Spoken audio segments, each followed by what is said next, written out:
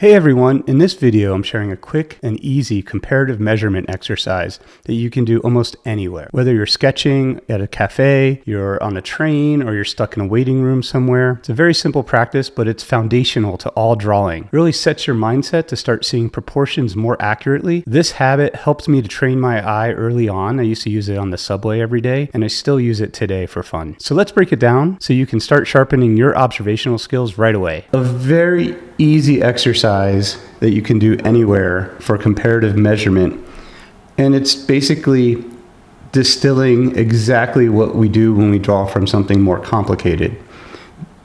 I always ask myself very simple questions as I'm working, and so I'm going to show you guys an easy exercise that you can fill sketchbooks up with anywhere. If you're on a train or on an airplane, traveling anywhere or waiting anywhere, getting coffee in the morning, you just sit and do this kind of doodle exercise and learn so much from it and train your eye from this. So we start on one side. Say we have a line that just goes like this, like a squiggle line. We do a line in between. So we have this as our model, and this as our paper, as if we were drawing from life. Say this is our model, just this abstract line right here. And so this is like our paper that's on our easel. Right here. And so how do we replicate this onto what it is we're drawing? Now when you do this in your sketchbook, you don't have to draw the fun easel. Looking at the length from here to here, what is that? See, my line's too thick already. Come in here, and I'm just using Vine charcoal to do this right now. I see a little bit right there. So our quick gesture of what this is, I can see that this is a thinner line. That looks pretty good. This from here looks a little long, so I should bring that up. And if you do this with just a pencil and paper, you'll be able to judge things better. This I feel like comes out a little bit more to about here. Again, too thick of a line. That comes to about here. This could come up a little bit. Just judging back and forth, as if this is the model that I'm looking at and this is my drawing board. My drawing board. This cuts in a little bit. I'm going to use the eraser.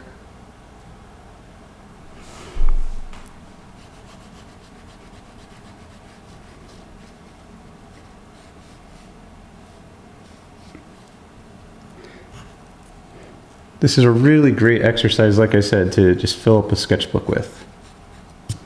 So if we have this to here, it looks pretty good. Instead of doing the more complicated value studies, high contrast studies from the old masters, which are really great too, doing this is, you can do this anywhere. And I'm being really hard on myself trying to find where this connects. Right here. What is this shape in here? It comes up and over. This is more of a sweep that way. Let me erase that. And you can see how even this shape could be, I don't know, a profile on a face. I'm sure you guys already could tell. That's the intention of me doing my quick doodle in a certain way. How does this come in and over? Now I definitely am off, but understanding where this point is and where this point matches and where this point is and where this point matches. So it says that this is shorter, this is a little longer through here. And so you can be really hard on yourself, and you can do these. The doodle shape can be anything. And so this comparative measurement exercise I found really valuable when I was studying. And if you look back, I can see that maybe this is a little bit more like this, because I'm judging. You can creaturize shapes in here, where we can go and box in with a right angle what this shape is, and box in what our model shape is. So dropping our plumb lines, and that tells us that, well, maybe this is too thin. Maybe it only comes out to where we had, which is going to bring this in. Use any tool you can to help you to see better. At one point you could make this the positive and this the negative, or you can flip it around and make this the positive and this the negative. So we're looking at this shape now as in totality versus what this shape is doing. And I think that this comes up a little higher. Yeah, a little bit higher up here as well. And so we can spend a lot of time actually on something that we think when we first thought about it was very simple. So this comparative measurement exercise, I totally recommend for everyone to practice. I at one point wanted to do an app on the iPhone, which would, you could draw this anywhere on the iPhone and it would give you different things to draw, and you would be, you could have a contest with other people online. But I'm not an app developer. If we know someone who's an app developer, I have the idea. Could be kind of a fun game that people could play against each other. Who could draw the doodle better? Get more accurate without a grid or anything. Subtlety in there, subtlety here. Maybe this comes up a little bit more. See, like, what is this shape in here doing? And it comes down, sweeps down, cuts in, and maybe this is a little bit more rounded.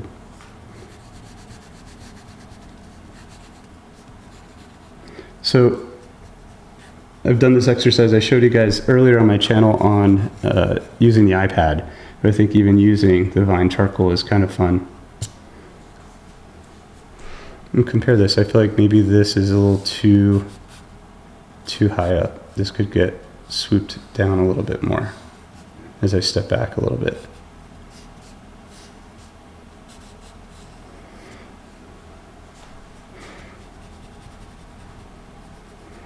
So really basic exercises in drawing that we can all do, especially as a beginner.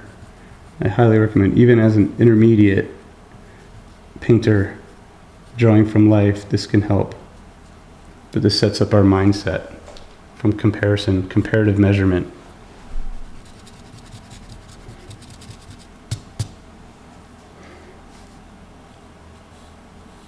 This comes down like that, out. Where does this line up now with this?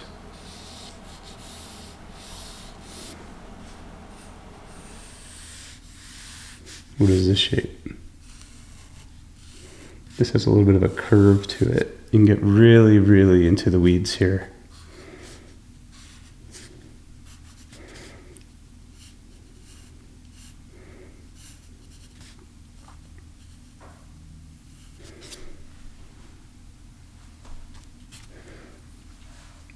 And step back and have a look. Awesome. I hope you guys find this exercise useful. Comparative measurement. Training your eye to see something and replicate it and compare. Comparative measurement. Thanks so much, guys, for watching. If you're enjoying these videos and want to help support the channel, check out my Patreon page. There's a free tier there if you want to be on my mailing list. And for those who have already joined, thank you so much. It seriously means a lot to me, and it keeps me making these lessons. All right, so go give this exercise a try, and I'll see you guys in the next one. Take care and paint well, guys. Cheers.